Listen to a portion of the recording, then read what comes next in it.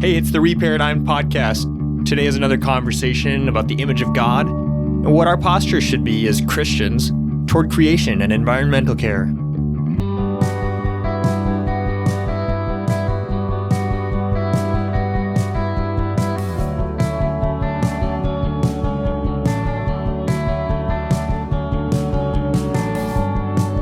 There's much wonder to behold in Genesis 1. God, for one, the divine collaborator at work enlisting the elements of creation to create life according to all its various kinds.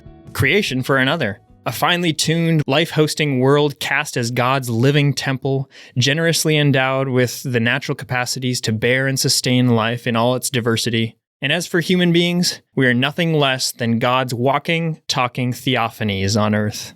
That's from the philosopher Jonathan Lear in his book, Radical Hope. It's pretty good. I mean, I liked it. In the last episode, we dove into Genesis 1 and 2, and we discussed the meaning of the phrase image of God. It's important because it's the foundational identity of humans, according to the Hebrew Bible. It's the first thing we should think when we pose the question to ourselves, who are we? We are the image of God. We discussed that this phrase basically means God's deputized creation rulers. God has entrusted us with his creation to govern and steward it in an ordered way toward his ends. The fundamental vocation that we, the image of God, are supposed to take up is that of ruling, filling and subduing the land. And we could always rule badly, of course. So mere ruling isn't enough to just exercise our might over creation and just bend it to our will. No, we need to rule it toward the right goal. And the goal is to serve it and preserve it in an ordered way so that God's creation remains tov, good, life-giving, and sustained for future generations to enjoy. That goes for all of creation, the humans, the animals, and the land. Not stated explicitly, I would assume the sea and anywhere else we explore as well, although I'm going on a limb there. Maybe the Hebrews really hated the sea. They actually did. It's crazy chaos out there. Yeah. But I mean, I just kind of summarize this by saying, wherever humans set foot, we are to serve and preserve that space in a good and ordered way for the future. But if we're honest about it, we obviously live in a world far different than the idealistic one recounted in Genesis 1 and 2. I mean, to me, honestly, the calling of humans as God's image almost seems unrealistically esoteric, unattainable. But though we humans have dropped the ball in a major way, and we've brought about the disorder that we now witness, we still affirm that it's possible to live as faithful images of God, representing God, our Maker, well in our management of his creation. We believe this because God has been at work in human history to restore the goodness that was lost. This is the story of the Bible, God's restoration of humanity. Now, we'll circle around at the end of this conversation to what I think to be just the best model for seeing how the restoration of our very selves could be possible in this fallen state. And I think that's to look to Jesus of Nazareth, who's called the true image of God a couple times in the New Testament, in Colossians 1, 1 Corinthians 4. I think this is interesting too. Dr. Carmen Imes, who may or may not make a guest appearance on the podcast, she makes the true observation that Jesus is the image of God precisely because he's human. Though we affirm his divinity, of course, it's not because of his divinity that he's the true image of God. It's rather his faithful humanity that makes him the true image of God. And as Jesus said in John 14, the Spirit who animated him and empowered him in his ministry would empower his followers to do even greater things than the ones he was doing. This is shocking. Could it really be the case that God is transforming humanity so profoundly that the community of Jesus would produce goodness in an even greater way than Jesus was able to? Being, one man located in first century Israel, Palestine. It's almost hard to believe. But if God does, in fact, animate the community of Jesus by his Spirit, God only knows how much restoration will be wrought in the world. Yeah, it's interesting that note that you've got from Carmen Imes there, that Jesus is the true image of God because he's human. I think back to last conversation we had, you noted that Genesis 1 doesn't say that God had an image and then humans were created like in the pattern of that image, but that humans were created as the image of God. Like somehow humans image God in a way that he was not imaged before the creation of humans. So something unique about the existence of humans is that they function as that image of God. So it's interesting to think of Jesus as being the image of God because he's human. I've never thought of it like that before. Yeah, that was super helpful. I mean, back to that first quote I read by Jonathan Lear, Jesus, in the most ultimate way, was a walking, talking theophany, an appearance of God himself. Sure. You think like John 1, he's pretty explicit about that. Yeah, exactly. Right. And insofar as we are called to image God, to represent him, to be his designated representative deputies, representative rulers of the land, creation and ourselves, anyone who looks at us is supposed to see in a small way what our God is like, what our maker is like. It's not to elevate us to the status of God somehow, like you could possibly do that with a creature. That's almost just silly to even say. But it's to remind us of the high calling and the sobering calling that we have, that we carry the name of our maker. I mean, this actually goes to Carmen Imes' other book, Bearing God's Name. The Hebrews, whom God called to be his special people that would show the way to restoration. God would work through this people to bless all the nations, just like humanity was originally blessed in the garden, right? They were called to not carry the name of Yahweh, their maker, in vain or to ill effect. That's one of the commands in the 10 Commandments. And we oftentimes think of that or translate that as like, don't cuss or like, don't use his name improperly, which certainly is true. Don't do that. That's not a good idea. But the command is actually a lot more than only not misusing Hashem, the name. You are carrying his name. It's like stamped upon you as his person, as his people. Everywhere you go, you're representing him. So be careful how you go. Be careful how you embody him, because people are seeing his name stamped on you, whether or not you're acting like him or not. I mean, you are literally dragging his name through the mud if you're going through the mud with his name stamped upon you. So the way people were supposed to look at Israel and say, oh, that's Yahweh's people, all of creation is supposed to look at humans and say, oh, look, there's the image of God. Ideally, that would be true for all people, for all humans. That we all are the image of God and represent him. That's a high calling. I think it's an honored calling, but it is an extremely high calling. Yeah, it feels a little heavy. Well, it is heavy, which is kind of interesting because that's what the Hebrew word kavod, translated usually glory, means. Humans were given the glory, the heaviness, in a sense, of being the image of God. What do we read in Romans 1? I mentioned this in the last conversation we had, that humans gave up that glory in idolatry, exchanging the truth about God for a lie, worship and glorifying, giving that weight, that heaviness, that honor to other things instead of where it properly belonged, which is with them as God's image bearers, and worshiping and serving the creature rather than the creator. So that responsibility of being the image of God is heavy in a sense. And so when humans look to an idol or to something else and they say, oh, I want to get rid of this heaviness. Like I want to shirk this responsibility. Yeah. I want to put it on some carved image and bow down to that rather than live up to my calling as the image of God. Dishonoring to God who installed you as his image, not that other thing that you want to give glory to.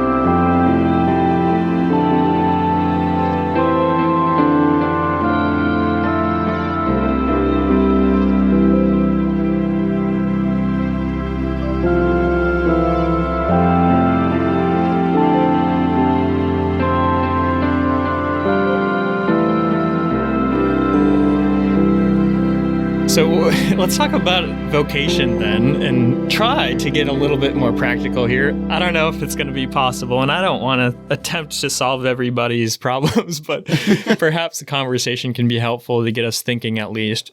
So just in thinking about our vocation, what we do, like what we do to make money, what me and you do, and what our communities of people do to provide for our families and what we get up to in the world, right? What does the image of God identity have to do with, our specific vocations that we take up?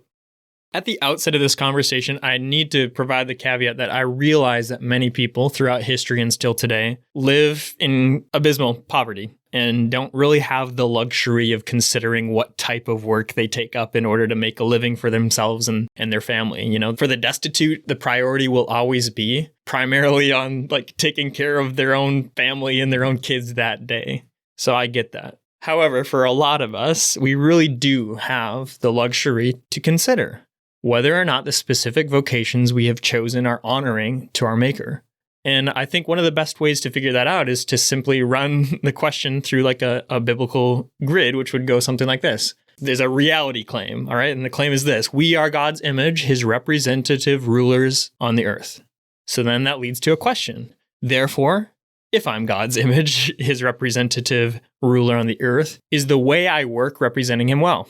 Right? Do I treat other images of God properly? Do I serve and preserve the space in this little sphere of influence? This question gets to like the manner of our work, how we go about our work.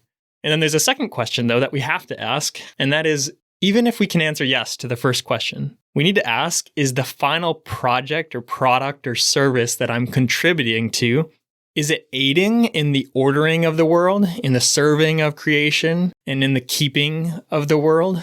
Or is it causing more chaos and destruction? It may be the case that, the first question can be answered pretty easily. It's rather straightforward, right? Like, am I godly or Christ-like in the way that I work, no matter what I happen to be doing? Do I lie, cheat, and steal, right? And hopefully for every Christian, it's like, no. Like I'm a fairly kind guy that has decent personal ethics. We talked about this in our last conversation, that it's kind of unique within the Hebrew Bible that the image of God is given to humanity, as opposed to other nations where it was the king who was the image of God. So in that case, it was a calling for one person to rule over other humans. Whereas within the Bible, in Genesis, it's a calling for all humans to rule together. So if something about your vocation is causing you to demean other human beings or to seek to exercise power over others consistently, then you're usurping the proper role that you should be playing as the image of God. Yeah. You're elevating yourself by demeaning other images. Yeah. And that's not in line with the Genesis calling to be the image of God. Yeah. Oh, that's a great point. Yeah, I'm glad we actually mentioned that last conversation too, that the ruling and subduing of the land and the animals does not apply to other human beings. It's inappropriate to exert that domination over other human beings. They are your equals. They too are to rule the land. And we are called to try to figure out how to be a community of people who can co-rule together. So yeah, to your point, there is no place for demeaning or demonizing other human beings in our vocation or in our leisure. There's just no place for it if we're going to be faithful images of God. But the second question, even if we do some self-examination and we're like, yeah, I think I more or less try to follow God and, submit to his spirit and be filled with the fruit of the Spirit, right? I'm kind to my coworkers, my employees, whatever. I keep my space organized. I work hard. We still need to ask the second question, though. And I just think it's extremely sticky, but we need to ask it. It's not always clear whether or not the actual cause we are contributing to in our day jobs is contributing to the long-term keeping or preservation of creation. I thought some thought experiments would be kind of fun. I'm not honestly, I don't want to provide what I actually think about these scenarios. They're just thought experiments and they're limited. But we need to start asking questions like this. What about the structural engineers, whoever the heck does that, who design and build high-rise apartments, in such a way that they're safe for the residents, right? That's good, right? Well, what if they do so for a wealthy billionaire who's linked to child trafficking, who uses these properties to house, use, and abuse his victims? Well, that's not so good. You're enabling this guy to do his evil deeds, right? At the same time, it's like, no, I'm not the cause for his using this good thing for evil. Okay. So that one's kind of removed. So you could probably, justify. Yeah, it's probably still good to be a structural engineer and to make sure buildings don't fall on people, right? Okay. What about graphic designers at a partisan news outlet that make a profit off of fear-mongering? Twisting stories and doing highly selective coverage in order to stir people's fears and anxieties, driving them to consume ever more partisan and divisive content, which then drives further profits. Good thing this doesn't actually happen anywhere. Yeah, I've never heard of this happening before. But like, it'd be easy to be like, I'm just the graphic designer, right? Like I do good work. I do good and ordered work in this space. Well, what about the cause that it's contributing to? That one's getting a little more entwined, and you can see how there's a little bit of tension there now, maybe. It'd still be easy to say, oh, well, I'm not the one picking the story. It's like, my task here is pretty limited. Yeah, or you should see the other guy. They're so much worse that the ends justify the means here, Yeah, I mean, we have to consider. What about the congressional staffer who works as an aide to a congressperson who maintains their position of power through lies and bribery, and who profits off of legislating in certain ways, even in ways that harm fellow images of God? It's like, well, I'm just the staffer. I'm not the person doing the bad deeds. In fact, my presence here might be good. And maybe that's the case. I'm just saying, like, this gets complicated. What about the security worker at a plant, protecting the plant workers from potential harm? Well, that's good, right? Securing the premises. What if it's a weapon manufacturing plant where bombs are being created that the government will sell to other governments who will drop them on 3-year-old children, just like mine, waiting for me at home? That's not so good now, is it? Am I aiding in the production of that whole mess and that whole debacle? There's no easy answers to these questions. And, at some level, we can't really separate ourselves from the interconnectedness our work has with genuine evil in the world. That's pretty obvious to me. Like, I don't think that the answer is to remove ourselves completely from society either, because, one doesn't want to have any blood on their hands, right? How is the world to be restored if we hide from all of its problems, right? Mm-hmm. However, I do think that each of us needs to think big picture about our vocation, especially if we have the luxury to do so. And we need to consider whether we are directly contributing to the disorder, the destruction, and unsustainable management of the world that God called good. We can't afford to escape the results of our actions by refusing to think about them, or by appealing to the sentiment that God will destroy it all anyway.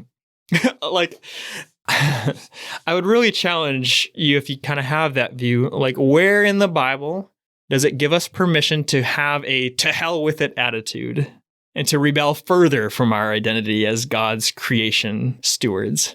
That idea of, coming up with excuses or finding permissions, as you're going through all of those scenarios, it's really easy to imagine how somebody in those positions would find ways to kind of manipulate a story that either doesn't drive them to ask those questions or justifies what they're doing or kind of narrows down their viewpoint. There's 1,000 ways that somebody could very easily justify any of those and do so in a way that the members of their local church would completely support them. Yeah.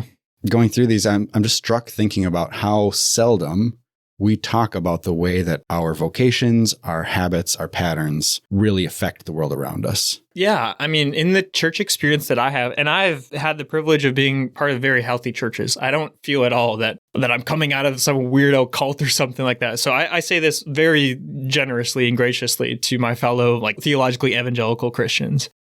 I don't think we do talk in these terms, and I don't know all the reasons why.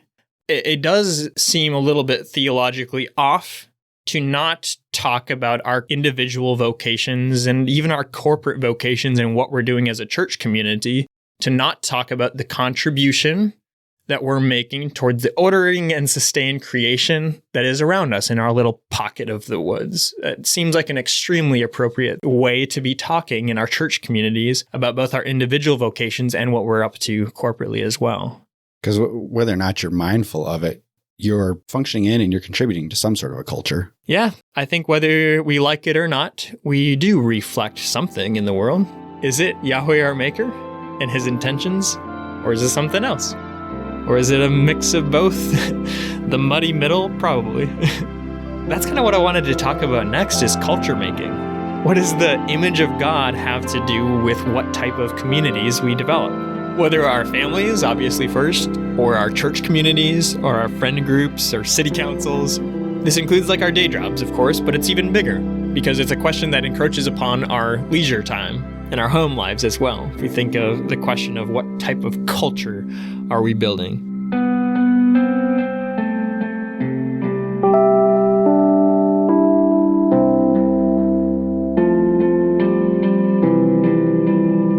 Are you familiar with Makoto Fujimura? No. He's a prominent American artist on the scene today, and he wrote a couple books, Theology of Making and Culture Care.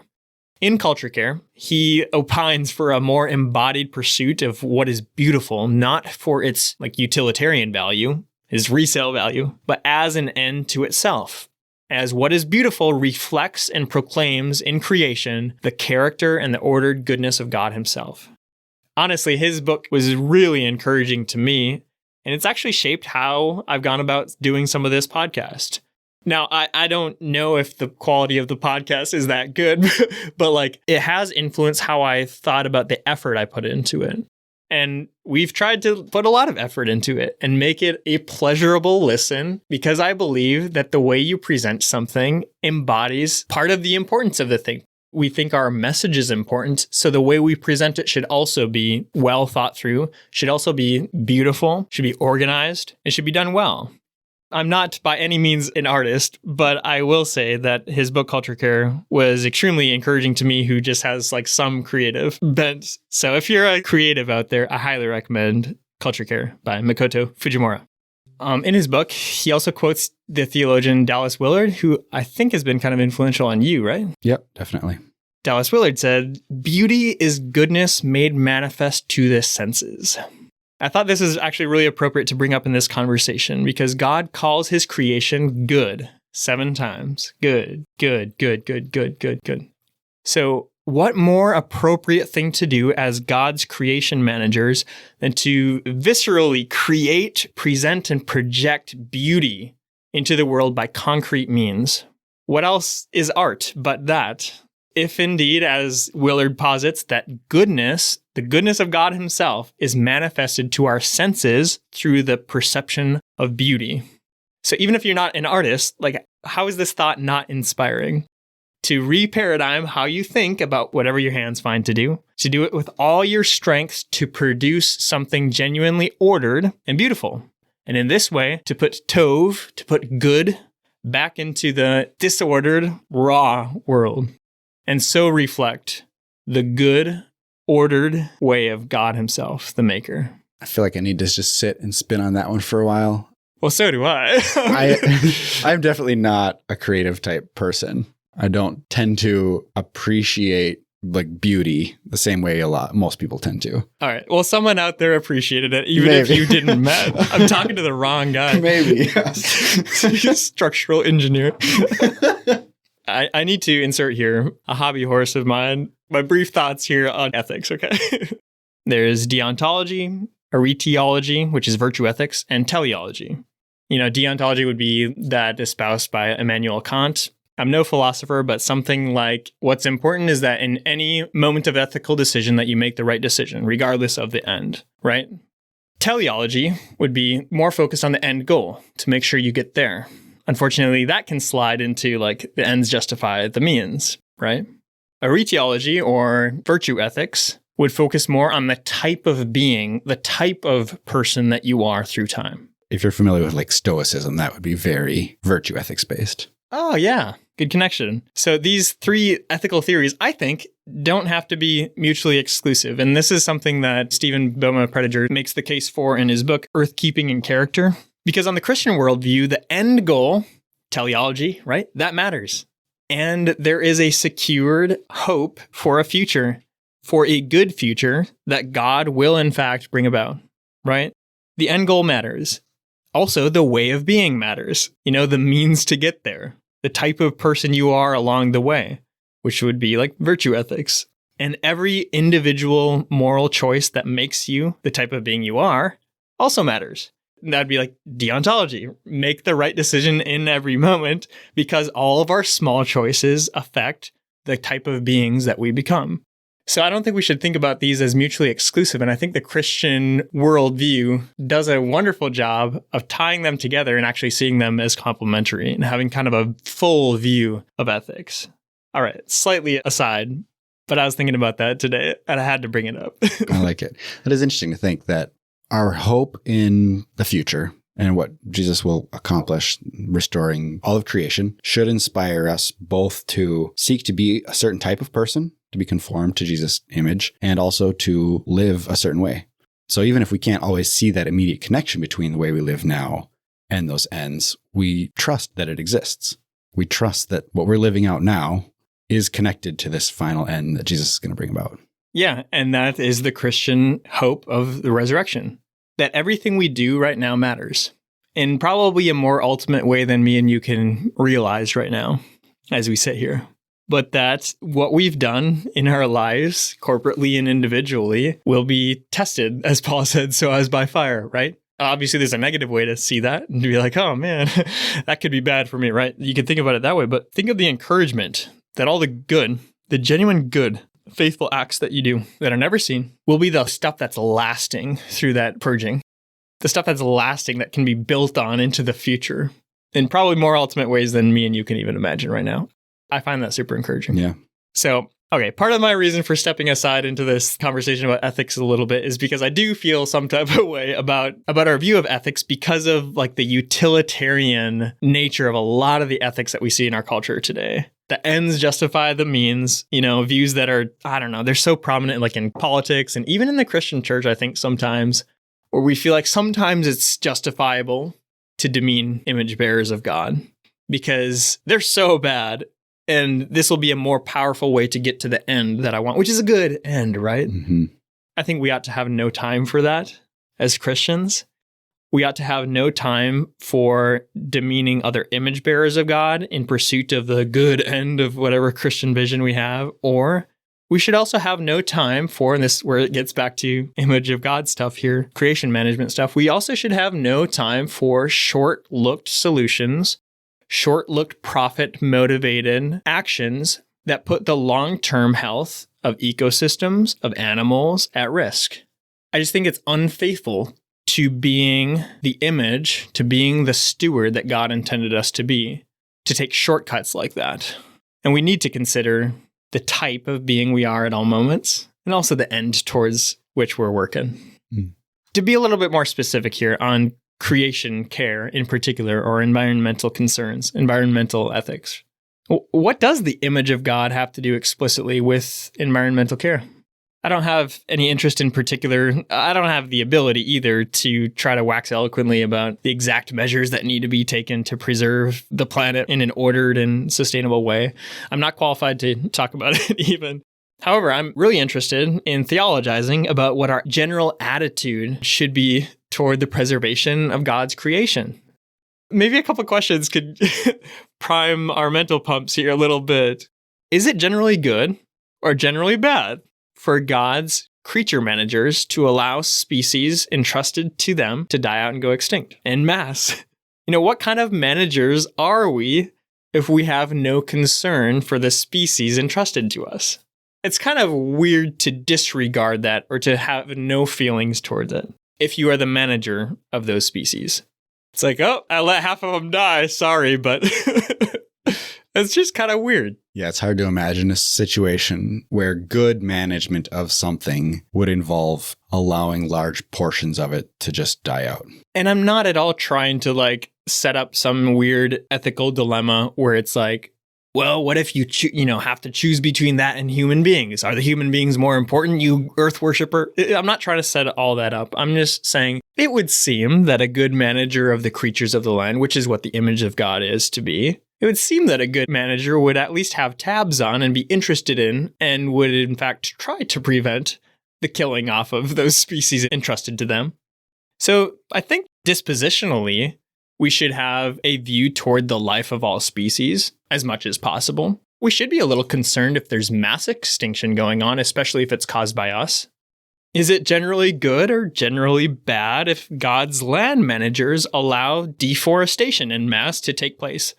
What kind of land managers are we if we engage in practices that cause permanent negative effects on ecosystems, which affects creatures and humans in the region, if not on the whole planet? Yeah, your question there, is it good or bad? Even if you're just looking at, is this good or bad for the humans involved?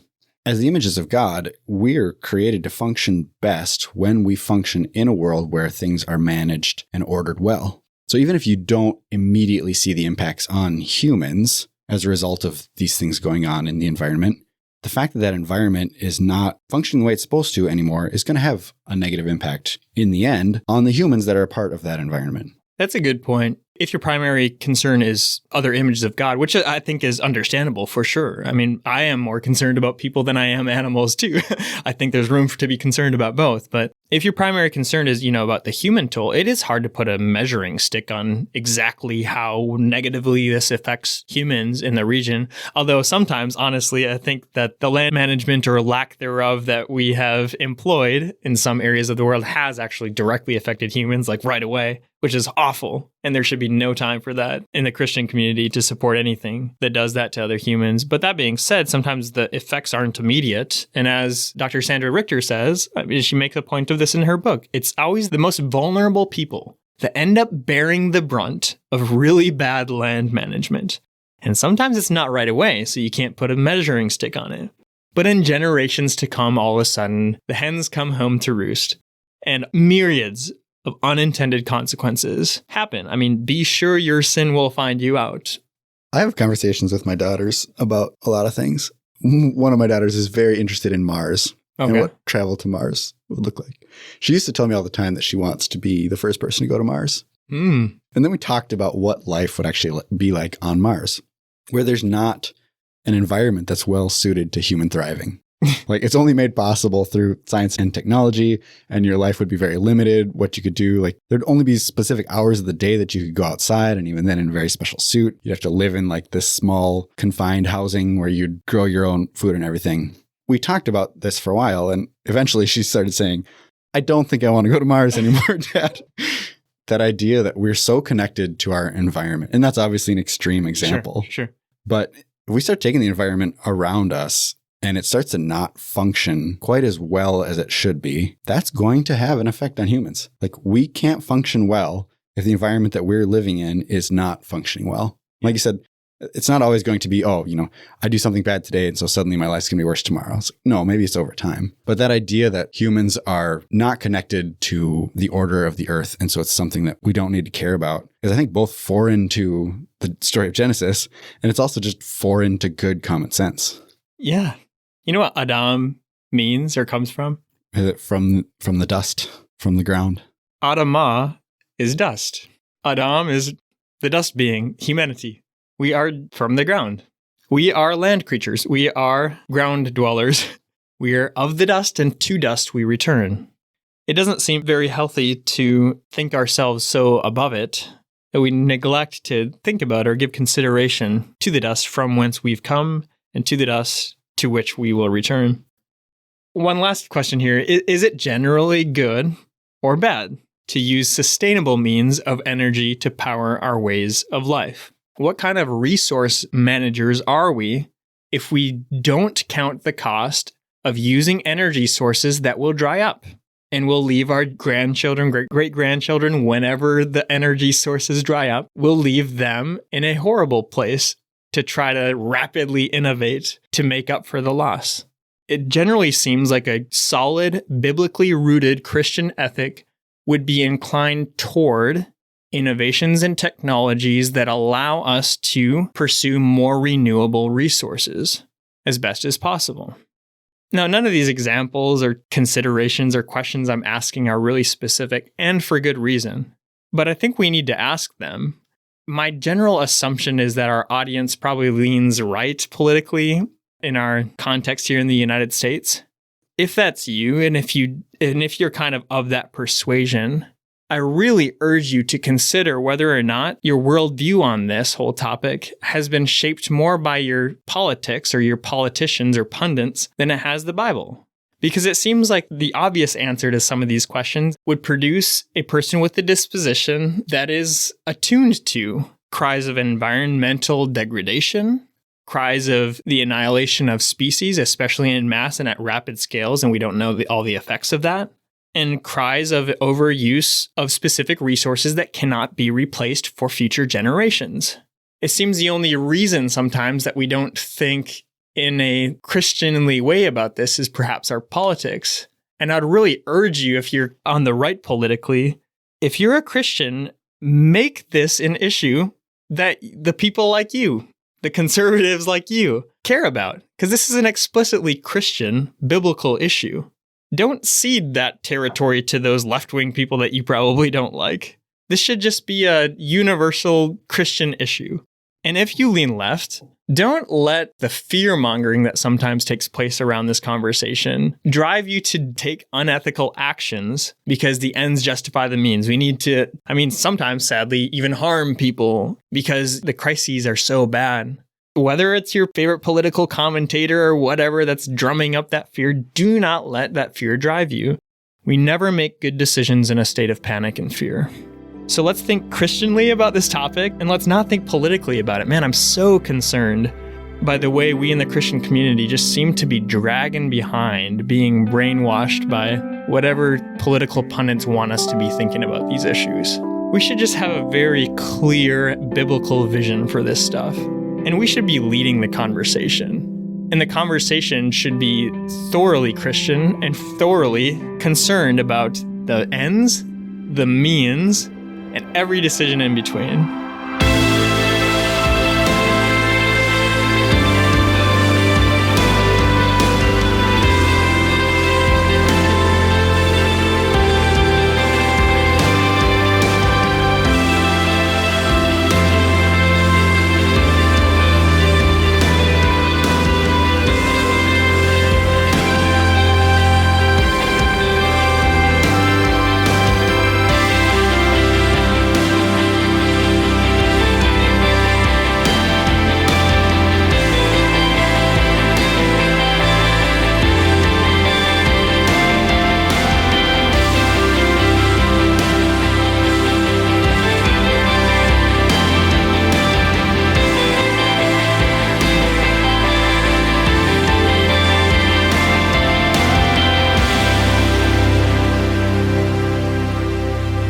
It's hard to really see a way out of the disorder and destruction that we see around us, both in the human community and the animal community and the land around us. There are a lot of problems that we've created that need to be addressed.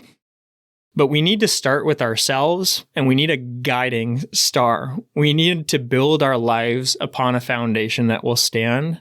Start with ourselves and work our way outward to be the type of people, again, like I'm a fan of virtue ethics here, to be the type of people that we need to be. Otherwise, we won't even see clearly when it comes to complicated issues like environmental degradation. Like, I don't know if all the claims are right or which ones are right or which ones are wrong. I'm not even getting into that. I'm just saying these are very complex issues. For us to even care about them and to be wise heading into those conversations and to have a wise and robust stature, we need to have our lives built upon a rock. When we listen to Jesus' teachings, we're building a worldview and a way of life on the rock of faithful human identity as God's image. Yes, that question about what it looks like to be the image of God in a fallen world. Well, Jesus came into a very fallen world. Oh man, exactly. It's like, what does it even look like to start being faithful in this world? Look at Jesus of Nazareth. There's a man who is faithful in this fallen world.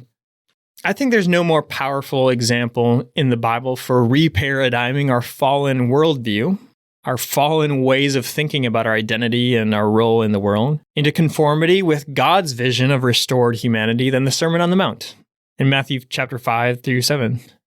I was really excited actually this year to see that the Bible Project is taking the entire year and just focusing on this Sermon on the Mount. So they're doing weekly podcast episodes and releasing videos, I think every month or something like that, every 5 weeks on the Sermon on the Mount. So definitely look forward to that. If you guys don't follow the Bible Project, I definitely recommend what those guys are doing over there. In any case, this extended discourse on the Sermon on the Mount, Jesus shatters our fallen worldview and introduces us to a restored one that's more faithful to the created intentions of God for his image bearers in the beginning.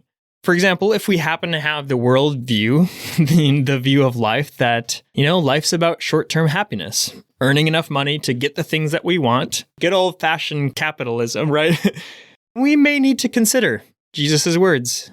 Do not accumulate for yourselves treasures on earth, where moth and rust destroy and where thieves break in and steal, but accumulate for yourselves treasures in heaven, where moth and rust do not destroy and thieves do not break in and steal. For where your treasure is, there your heart will be also. The eye is the lamp of the body. If then your eye is healthy, your whole body will be full of light. But if your eye is diseased, your whole body will be full of darkness. If then the light in you is darkness, how great is the darkness? No one can serve two masters. For either he will hate the one and love the other, or he will be devoted to the one and despise the other. You cannot serve God and money. If we happen to have the view of life that, life is all about long-term security, and we spend all of our time thinking about how to set up generational wealth so that our children are perpetually taken care of. Well, that seems good, right? Well, we may need to consider Jesus' words. Do not worry about your life, what you will eat or drink, or about your body, what you will wear. Isn't there more to life than food and more to the body than clothing? Look at the birds of the sky. They do not sow or reap or gather into barns, yet your heavenly Father feeds them. Aren't you more valuable than they are? And which of you by worrying can add even 1 hour to his life? Why do you worry about clothing? Think about how the flowers of the field grow. They do not work or spin, yet I tell you that not even Solomon in all his glory was clothed like one of these. And if this is how God clothes the wild grass, which is here today, and tomorrow is tossed into the fire to heat the oven, won't he clothe you even more, you people of little faith? So then, don't worry, saying, what will we eat, or what will we drink, or what will we wear? For the unconverted pursue these things, and your heavenly Father knows that you need them. But above all, pursue his kingdom and righteousness, and all these things will be given to you as well. So then, do not worry about tomorrow, for tomorrow will worry about itself. Today has enough trouble of its own. Yeah, if we happen to have the view that life is about protecting ourselves and our own as long as possible from the enemy, however defined, then we may need to consider Jesus' words. Do not resist the evildoer, but whoever strikes you on the right cheek, turn the other to him as well. And if someone wants to sue you and to take your tunic, give him your coat also. And if anyone forces you to go 1 mile, go with him too. Give to the one who asks you, and do not reject the one who wants to borrow from you. You have heard that it was said, love your neighbor and hate your enemy. But I say to you, love your enemy and pray for those who persecute you, so that you may be like your Father in heaven, since he causes the sun to rise on the evil and the good, and sends rain on the righteous and the unrighteous. And if we happen to have the view that life is about working as hard as possible for as long as possible and forcing the change that you want to see in the world by mere grit, then we may need to consider Jesus' words. Ask, and it will be given to you. Seek, and you will find. Knock, and the door will be opened for you. For everyone who asks receives, and the one who seeks finds, and to the one who knocks the door will be opened. Is there anyone among you who, if his son asks for bread, will give him a stone? Or if he asks for a fish, will give him a snake? If you then, although you are evil, know how to give good gifts to your children, how much more will your Father in heaven give good gifts to those who ask him? The fact of the matter is that we need to look bigger at the vocation that we humans are called to. We need to look to Jesus to begin that restoration process of our very selves. We need to start considering that God is good and kind, and he wants us to find fulfillment in the calling that he's prescribed for us. God wants us to live in such a way that we trust in his generosity, as Jesus did, that there is enough for us and our littles, so that we can be free to simply obey his ethic. We need to stop living in fear of need or fear of harm. And we need to begin living in love and faithfulness to God and his purposes for us. We need to begin considering that everything we do is either contributing toward or diminishing the good, long-lasting, sustainable and ordered creation. So here's some of the takeaways, I think, that we should consider from these reflections on our identity as the image of God. We need to believe. Believe what Jesus said about reality. Believe what the Bible says about us. That we are God's image as representative rulers of the land. We need to embody this reality. Trust God to animate us by his Spirit to live as faithful human rulers of the land, even in this fallen world, just like King Jesus did. Obey Jesus' words. And we need to trust that God will make all things new. We don't know when, we don't really know how even, but the restoration of the good and ordered world will become a reality. And all of our small acts of faithfulness in this fallen era will be carried over as something solid into the restored world to come.